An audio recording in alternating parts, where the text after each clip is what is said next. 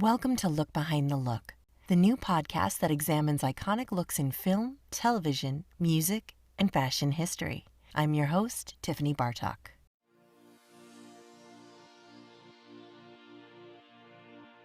Hi, this is Tiffany, and welcome to Look Behind the Look. We are talking to Sandy Linter today, and this is a really special episode for me because meeting Sandy was a memorable event in my life, and I never thought it would happen. I was a fan of hers for so long, and the day that I asked her for an interview and she answered my email, I think it was 2014, I was just over the moon, and meeting her was really special because she is the kindest, most generous woman with the most amazing stories, and you'll hear a few of them, and if you don't know them already. I wanted to encourage you to go to the YouTube channel for this one because Sandy's career is so widespread and it spans over decades, and she has worked consistently with no breaks for years.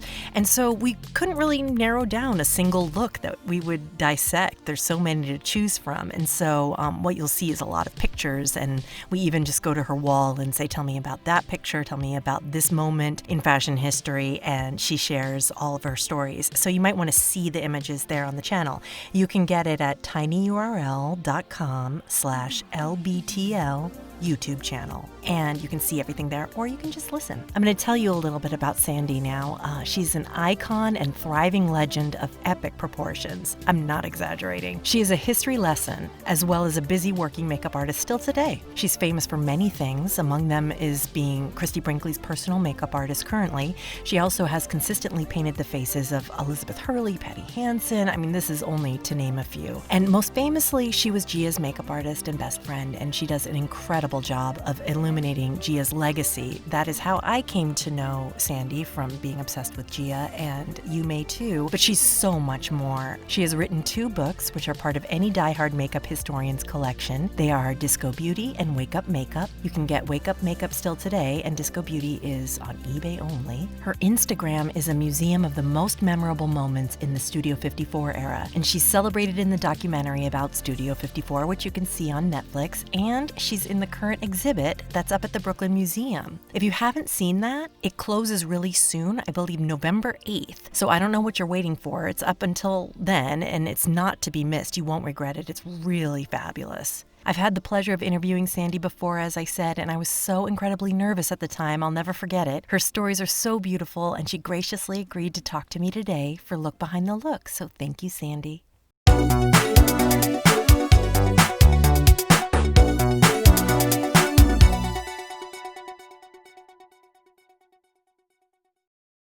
I was going to share a funny story that I don't know if you fully know.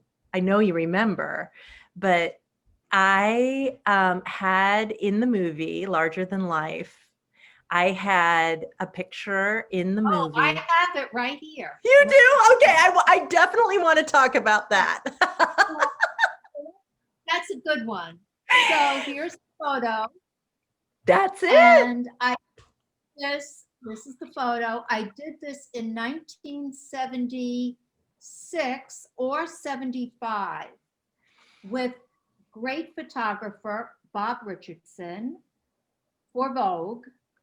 And she's wearing Geoffrey Beene. And my boyfriend at that time, Xavier, did her hair. And her name is Barbara. I can't remember her last name. So she got one full page. And on the other page was every single model from the Geoffrey Beene fashion show. And I did the makeup with no assistant. And what year was that? What year was that? I'm pretty sure it's 75 or 76. I'll have to find it. And that photo exists, and someone sent it to me on Facebook, but I may have misplaced it. So not only did I do Barbara, but I did I want to say 10 other models that day. So when I was sitting in the audience and I saw, and you know how many things Kevyn has done. Did he need my little photograph? Well, I was like, No. Well, what happened, so everyone can know? We had the New York premiere at Doc NYC of the film, and Sandy came, and we were so excited to have her in the audience. And Garren was talking about WayBandy, and so for reference, I had put in that picture, and Garren says, well, he did what Way did, but in Technicolor. So it was sitting up there. And thank God you emailed me that night and said, guess what? Nice movie. That was mine. I was shocked. The reason I found it so shocking was that it was 10 years before Kevyn's time. Well, I had credited Way to that I'm makeup. sorry. Yes, yes, yes, yes. I Yes. credited, and I was like, Yes. that's off. No, No, I understand if you say Way. And But I mean, I cannot tell you what happened in my world, Sandy. I mean, I was like, you guys, the worst thing ever happened. We miscredited this whole picture. I was mortified. Oh my just goodness. very kindly removed it and put something else that was just as exquisite. I didn't understand that you were crediting Way. Yes, yes, yes, I got that. Now I get it. Oh, well, yes. then that's fine. Well, we can move. Well, I mean, my goal in life is basically to make everything accessible. Larger Than Life was done really, really well. And aside from this little tiny little mistake, you did really good by me. You made me look good. You made me sound good. And I'm very grateful for that. And a lot of Oh, so I appreciate you saying that so much, Sandy.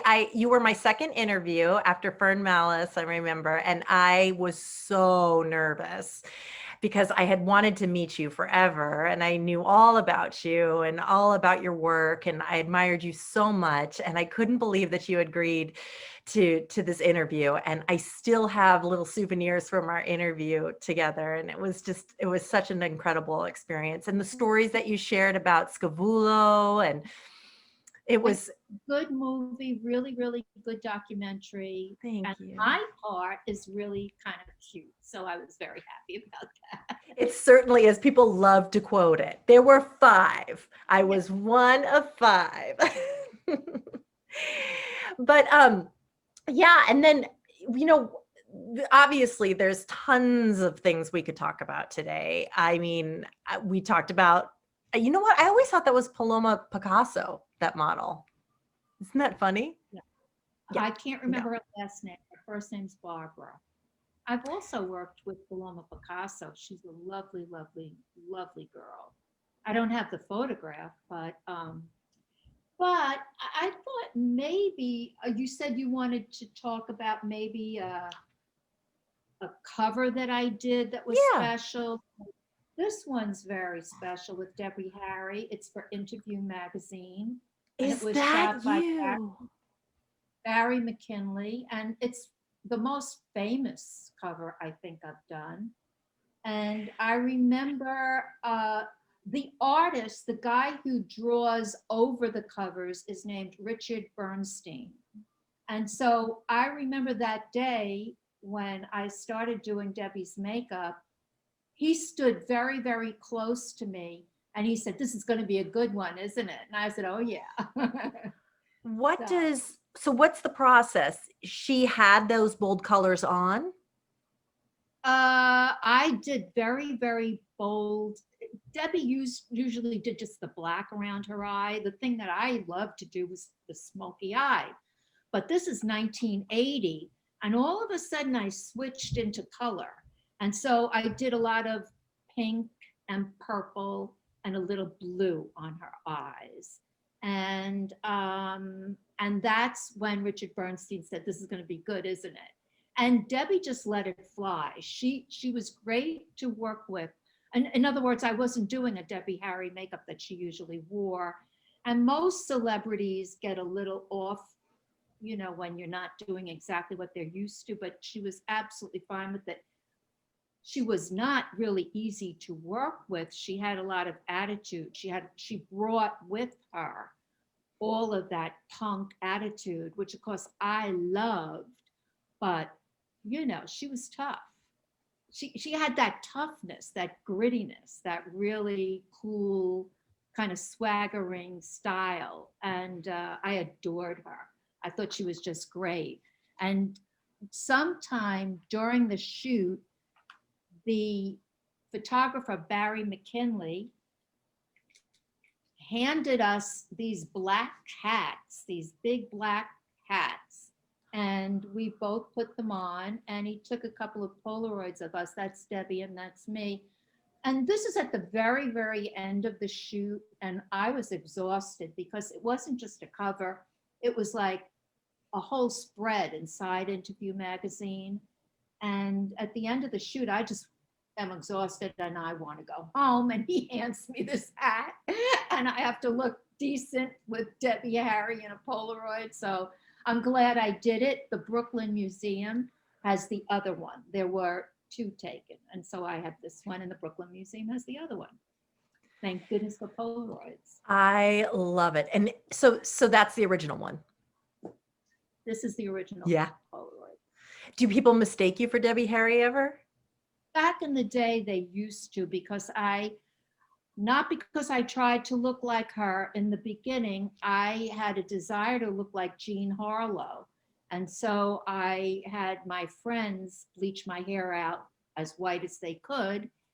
I went to Paris with Albert Watson for the collections in 1977. And I was just standing there, and the kids in Paris would call me Blondie. And I didn't know I thought they meant my hair was blonde, and so they called me Blondie. And then I came home and I realized, oh, Blondie, they mean Debbie.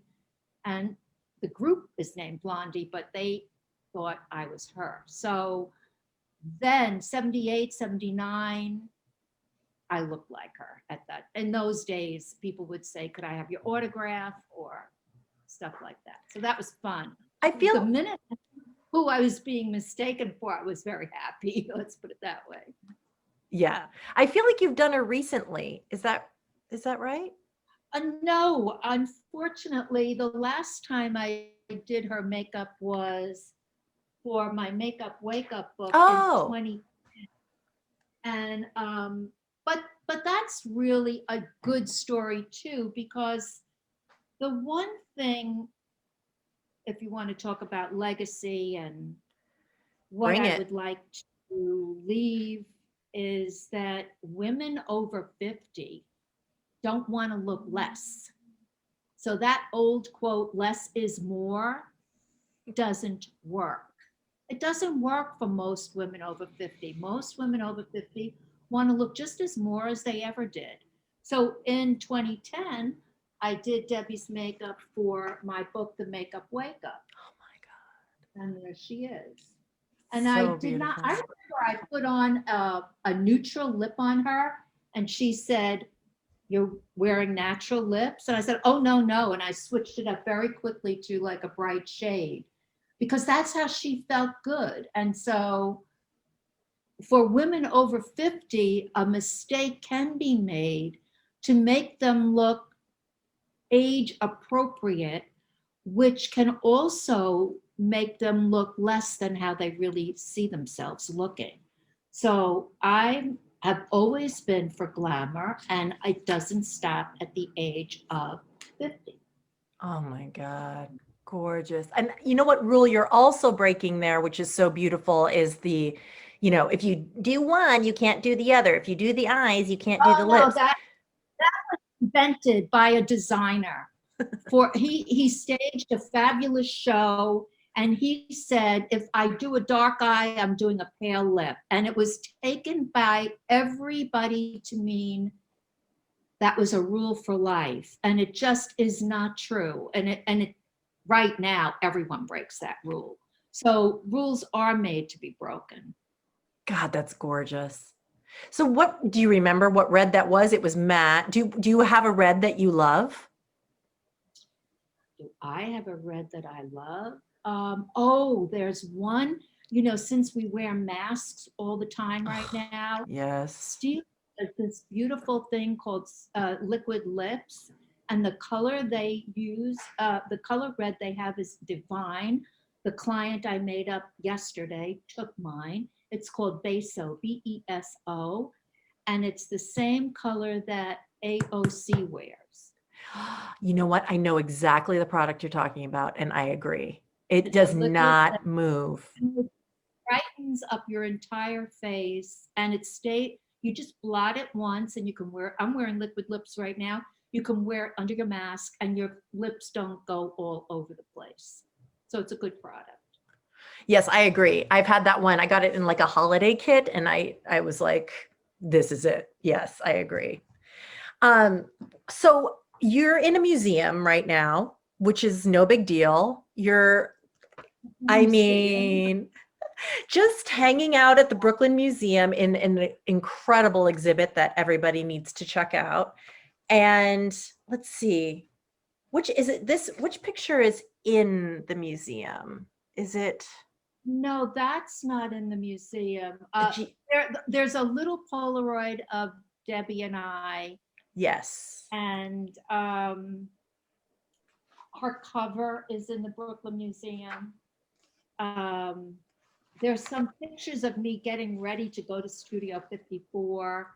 I know Debbie Mazar posted them today on Instagram. So they took some of my Polaroids. And the nice part about going to Studio 54 is that there was no time that you had to be there. So my friends would come over to my house, like Harry King or Howard Bugler, great hairdressers, great stylist, great photographer. And so they would pull me together, like no matter what I looked like, they could always make me look better. And so after we took like tons of Polaroids and everything and had great fun with makeup and hair and styling, we would get to Studio 54 whenever we wanted. And we got right in, and I had the Polaroids. And so naturally the Brooklyn Museum wanted those Polaroids. But I also had the great time. So it was always that pre-party plan that we had. It was always great. So you get there cool, you get there loose, you get there like not looking desperate to get in. You don't care if you get in, you already had a great time. So it was just going to cap off your night. And, the music at Studio 54 was everything. And if you get a chance to go to the Brooklyn Museum, the music is exactly the same. It's the same soundtrack. So I thought he did such a great job. Matthew did such a great job with the exhibit. And I just loved seeing your stuff in there. And I saw some of Harry's pictures in there too, right? Is that right? Of Patti? Yes, I believe Harry took a few pictures of Patti. Patti, of course, is in there. Patti is dancing on the cover of Night magazine, and she was wearing a mesh halter top by Elsa Peretti.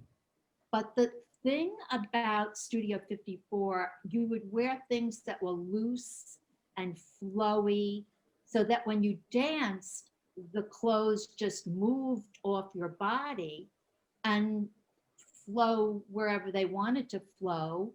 And so the photographer caught Patti with the mesh totally in the center of her chest and not on the sides of her chest where it was supposed to be. But that's just a moment, that's just like one moment where she was just dancing, so, and those clothes were meant to move. So right. Nothing stationary, nothing was fixed. That's why I have some, sorry. No, it's okay. It's okay. I have some nice pictures of Patti. Again, she's another one. This one, I think, is 1982. Maybe 82. I realized we didn't say Patti who. It's Patti Hansen. So this would be. Oh my God. I have to check. I think it's 77. God. Is that for makeup? Is that for this book? No. This is Gorgeous. Scavullo's book.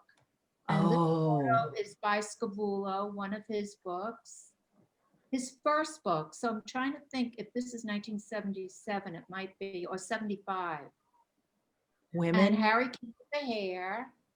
Oh, And if you want to, you can talk about the makeup. I want to talk about it. Patti is known for her freckles. And so I didn't intentionally remove her freckles.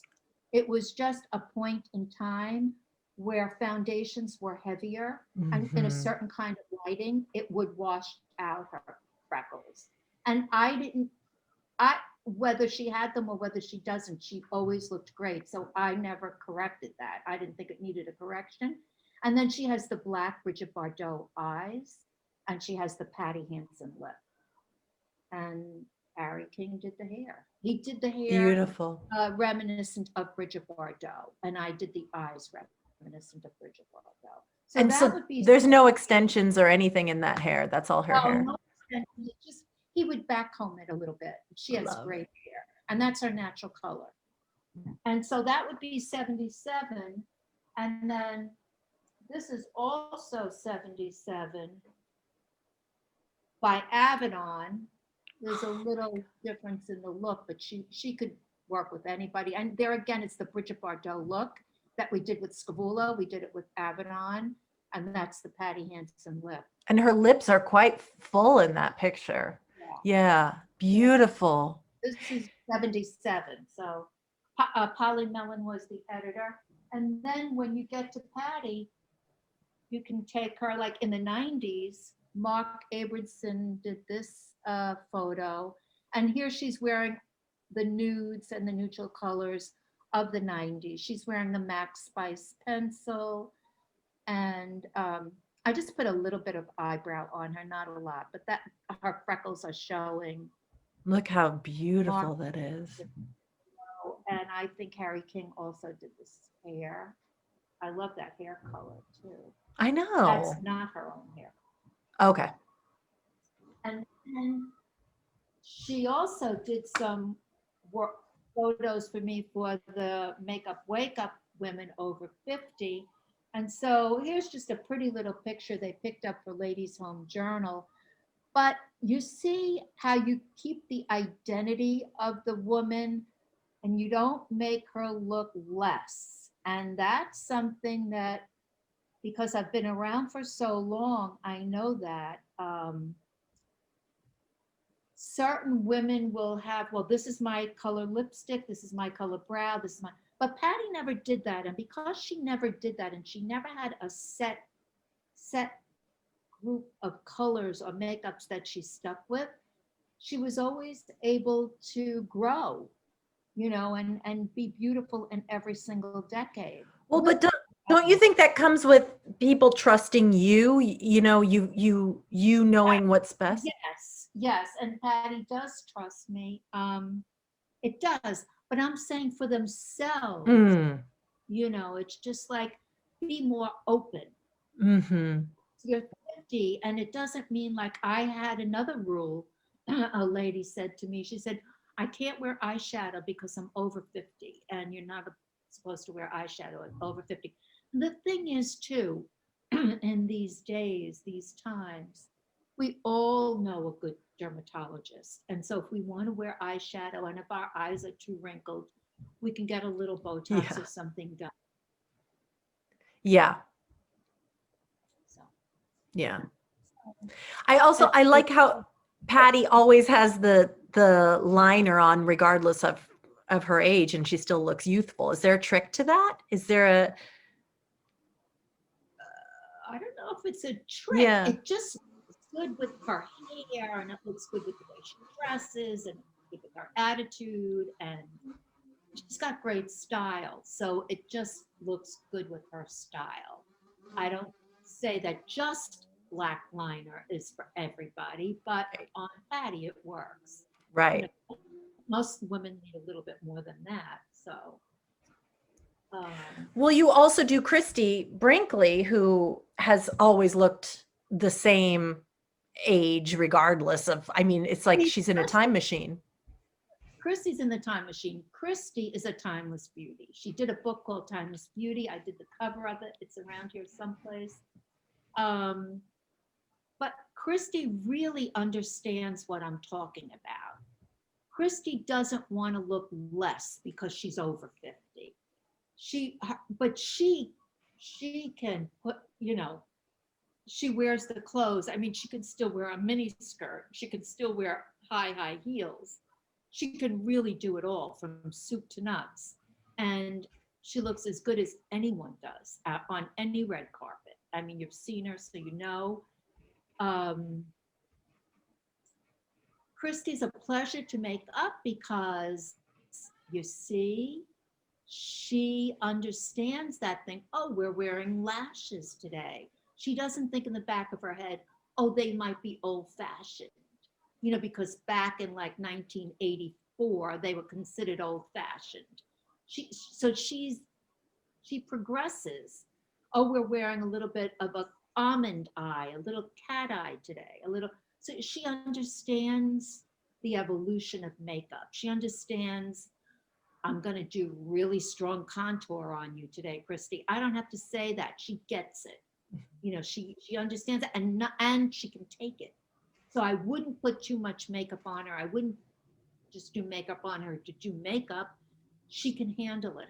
It works well with her bone structure. It works well with her looks. And the modern day woman for me, as well as Elizabeth Early. She's another one. She's another one that doesn't really question,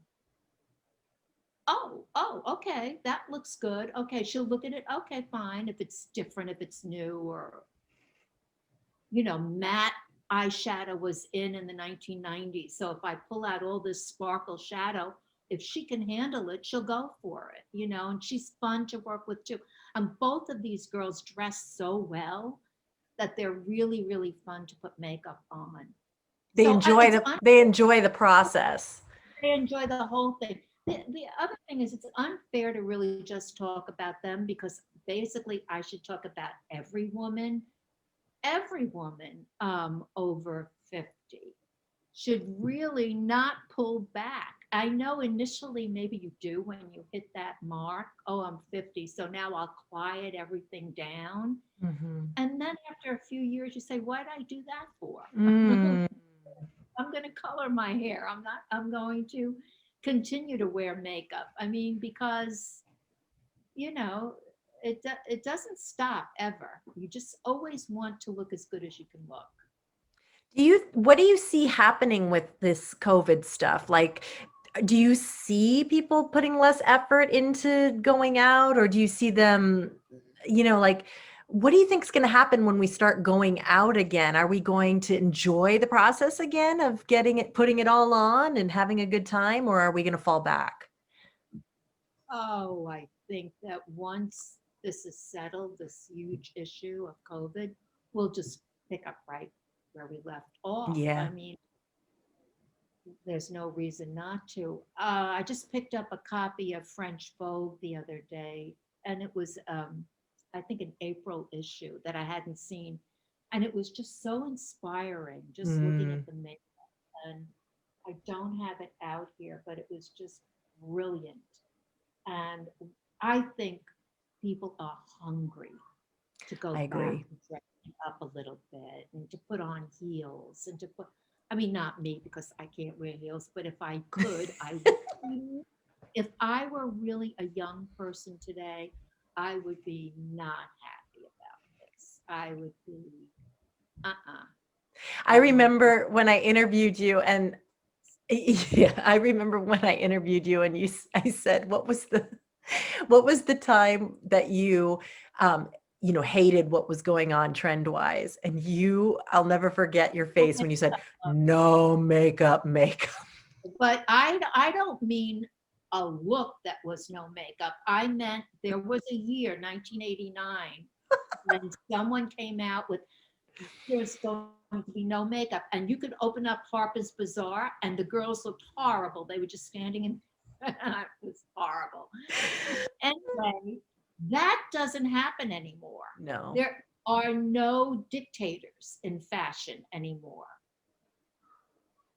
I It's agree. not, it's like you can do makeup or you can do less makeup. There's no, a little bit, I wish there were a little bit more direction, but there's no absolutes anymore. Like the person who said there'll be only dark eyes and pale lips. There's none of that going on anymore. Um, there's a freedom. There's a real freedom. I mean, I enjoy it. I really enjoy it. The renaissance of people loving Studio 54, it meant that all the glitter and all the glam came back. And then there's this fabulous company called Lemon Head that put together these beautiful, easily applied, heavily sparkled makeup that doesn't drip all over your face.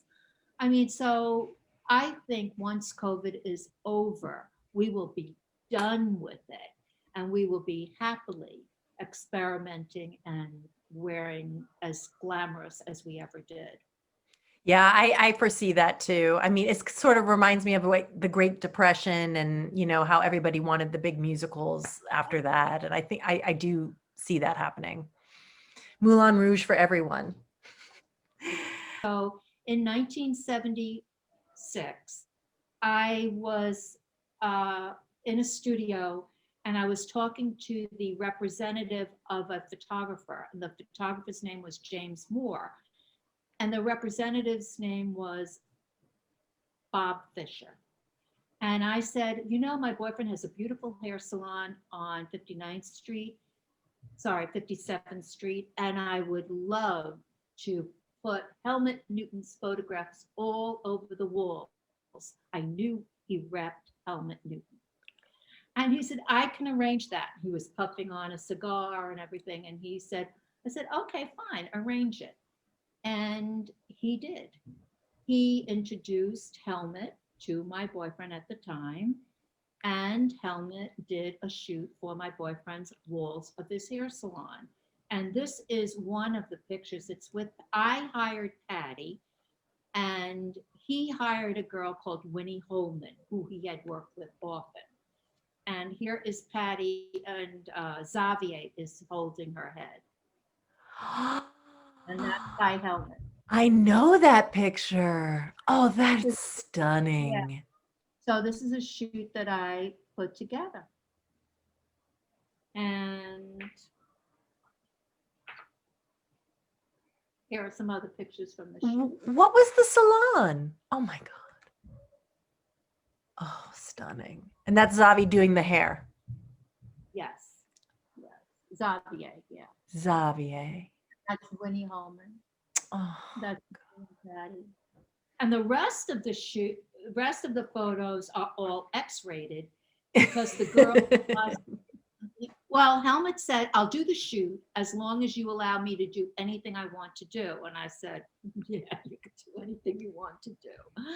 And he put the girls, each one of them, underneath one of those old-fashioned Helmut dryers and just wrapped a white towel around them. I put the towel around their neck so they're topless. And these photographs, they are huge. I'll show you a little bit of one of them. They were all over the hair salon. So in the 70s, like 1976, toplessness was considered chic. It was nothing like what it is today. It was in French Vogue, it was in American Vogue. It was because photographers like Helmut Newton pushed it and Guy Bourdin pushed it, and they were the best photographers in the world. So I'll just show you a little bit of this. Jason and I were just talking about that before you got on. Oh, and what book is this from? Oh, wow. This is just Christie's catalog. That was a few years ago because they were selling the pictures. Oh, wouldn't you love to have those? Oh, yeah. Yes. I tried to hunt them down many years ago, but it seemed like Xavier's wife sold them back to June Newton. That's as far as I got with it. It's true. So, but they're gone. Someone has them hanging on their walls of their apartment. Some billionaire does. With no idea the story behind the whole thing. Yeah. My name has been left off of everything. Yeah. Here, Bob Fisher's name is mentioned.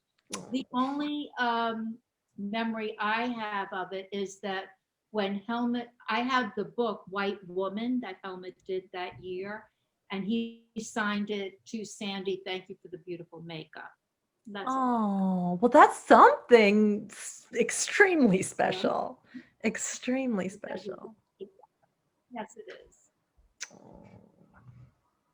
Look at that. So that was my story. And then is that way? Speaking of topless, I'm thinking of the infamous Gia shoot with Chris. Is that behind you there? Yeah. Yes,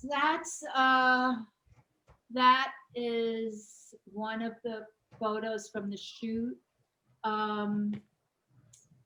That's with Chris von Wagenheim. Yes, my favorite shoot. This is actually, I was lucky to get this because this is a platinum print, and this was done by Chris von Wagenheim, and it's Sandy, Gia, and Chris gave me 2 photos. And photographers don't give you photos. They just don't. And he was signing photos when I was leaving his studio one night.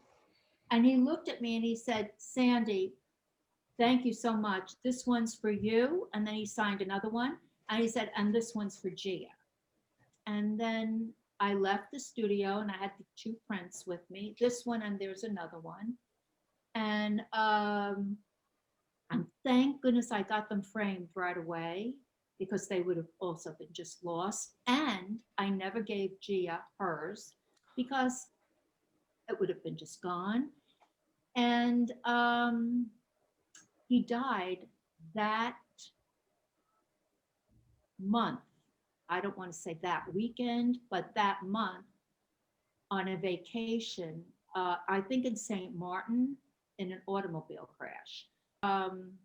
So, there you go. That's fashion history. I don't know a lot about Chris. I'm embarrassed to say that I was so obsessed with the Gia part of that shoot that I only ever thought about that. The mastermind behind the shoot. Yeah. He was the one that I've told this story once before. We did a shoot for Vogue, and it was a simple shoot. They were 2 girls, Lisa Vale and Gia, were against a fence, a chain link fence, like in this picture, and wearing beautiful, Vogue clothes. And at the end of the shoot, as I was packing up my makeup ready to leave, he came into the makeup area and said, Sandy, will you do a personal photo for me? And I thought, sure. And then he walked out of the room. He came back in again and he said, nude? And I said, okay. And then he left the room and he came back in again and he said, with Gia? And I thought, what is going on? And then, he first said with Gia, and that was fine. I said, yes, okay. And then he came and then he said nude. That was the thing. And I remember very well because the hairdresser was Bob Fink. And he looked at me like, he said, I'll stay. Oh, I love that. Thank you, Bob. He stayed throughout the whole shoot. And I think some of the Vogue editors were there as well, too, because I wound up having jewelry on me that I don't own. And anyway, and everyone knows about that shoot. So yeah, such a life. And then this picture to your right, that's in the museum. I saw that one, right? That's Studio 54. That's not in the museum. It's not? No, for some reason they did not use the Allen Tannenbaum photo of me at Studio 54. They used another one by Todd Papa George. And the one they used by Todd Papa George is less well known than this one. The one they used by Todd, I'm sitting next to Carolina Herrera on a banquette. Yes. And I remember she was looking for she had a cigarette lighter in her hand and she was looking for a light. And I was fumbling through my bag to give her a light. I didn't know who she was. I've never met her to this day. And she didn't know who I was. So I was just going to light her cigarette. There's another photograph that Todd took, and I've seen one of it. I don't have a copy of it, where she's smoking and I'm smoking. I have my head back like that. So I lit my cigarette and I lit hers. And then never to see her again. No, we didn't even meet. I was hanging out in the same banquette that she was hanging out in. It's so funny how those pictures become iconic, and it's just like a moment in time. Stolen. And I never saw that photograph. That was taken in the New Year's Eve 1978. Wow. I never saw it till 1996. Wow. So I never even knew it existed. And then, of course, when you see it, you say, I remember that guy was standing around taking a picture. Sure. Same thing with the Allen Tannenbaum picture. I never saw it until it came out in a magazine called Photo Play. Oh, Photo Play, right. So I'll show you this. Yes. I love that painting of you too. I just love it. That one, boy, that's a story too. Well, it was fan art, right? Yeah. Look at that. Look at how cool it just sums up your coolness in one shot. His name Charles something, and he was a Cody Award-winning designer. I don't know him. He doesn't know me. I was just dancing around, and then I saw there was a photographer there, so I thought, okay, fine, and I sat down, and I locked eyes with this guy, and I said, I'm going to do, like I made sure he understood I was going to do something. And, and then I just leg over his leg. Oh, I love it. Look how happy he is. Well, he knew I was going to do something. He didn't know what, but. It's just the epitome of cool. Too cool. Yeah. And then that painting is fan art. Yeah. It is.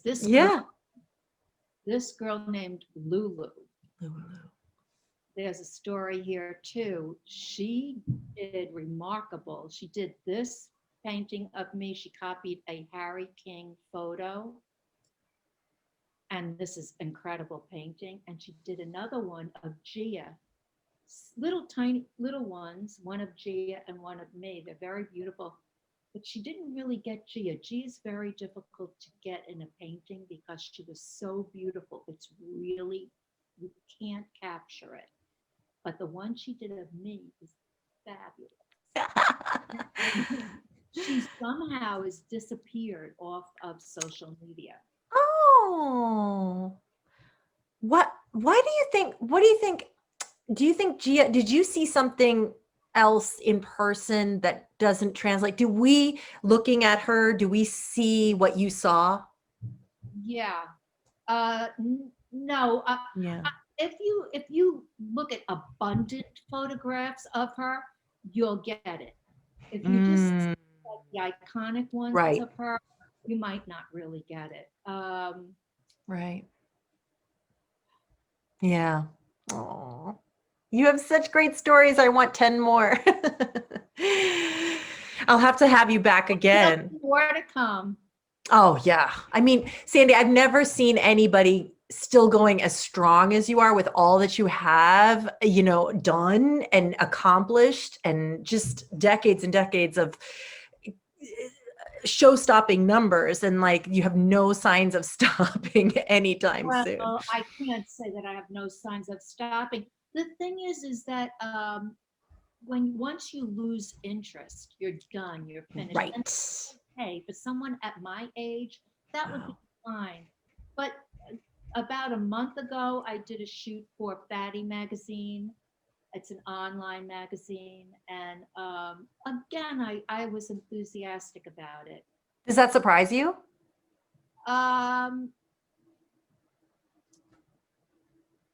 Not real.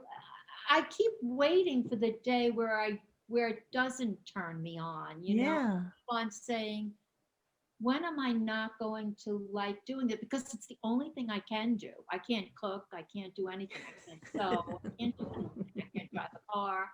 The only thing I really, really like to do is my passion about makeup.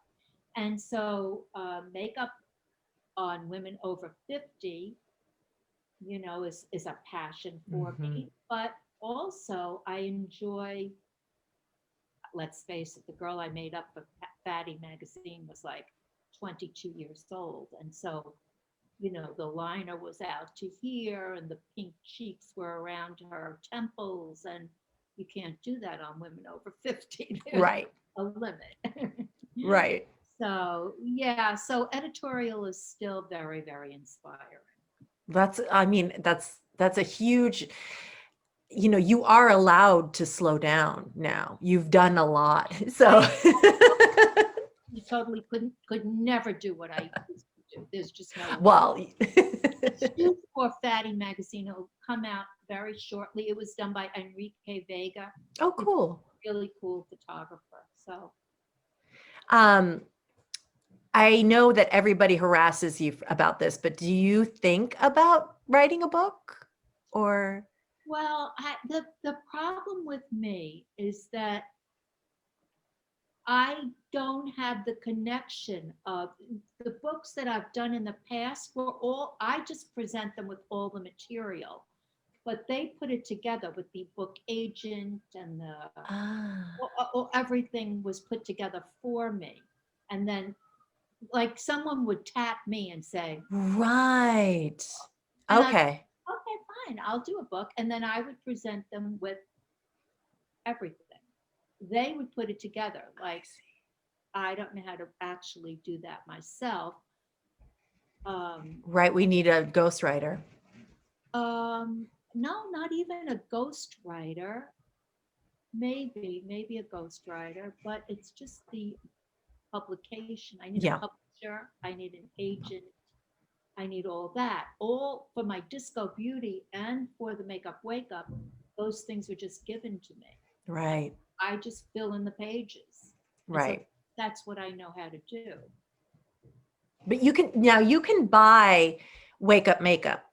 Yes, that's still on sale. The Makeup Wake Up is still on sale. I got my Disco Beauty for the $1,000,000,000 price of $1,000,000,000, which sucks because then I hate that because you're getting it on eBay and you don't get any. People are I've never been a good business person. Let's put it that way. So listen, you and me both. So we have to get you a book, and maybe I'll just have to make a documentary about you, and then that'll be the book. Maybe my Instagram is my book. I don't know. Yeah. Aww.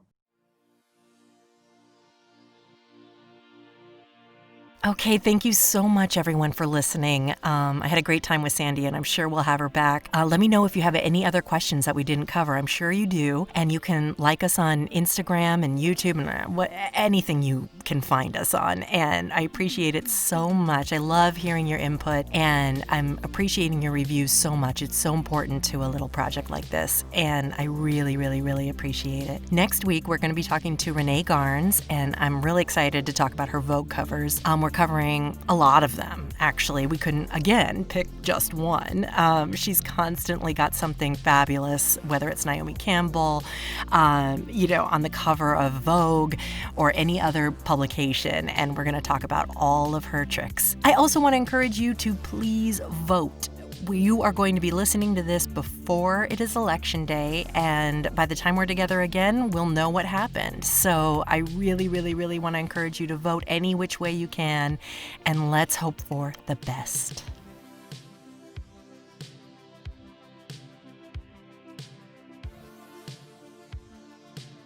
Look Behind the Look is a Vinyl Foot production, written by me, your host, Tiffany Bartok, produced by Jace Bartok, and produced and edited by Kelly Riley. If you're interested in learning more, find our video version on the YouTube channel Look Behind the Look podcast. There you can see rare photos and clips from our guests. And please follow us on Twitter at LookBehindPod and Instagram at LookBehindTheLook. If you like the show, please rate, review, and subscribe. And tell your friends and spread the word. You can subscribe to us on iTunes or any podcatcher of your choice. Thanks for listening to Look Behind the Look.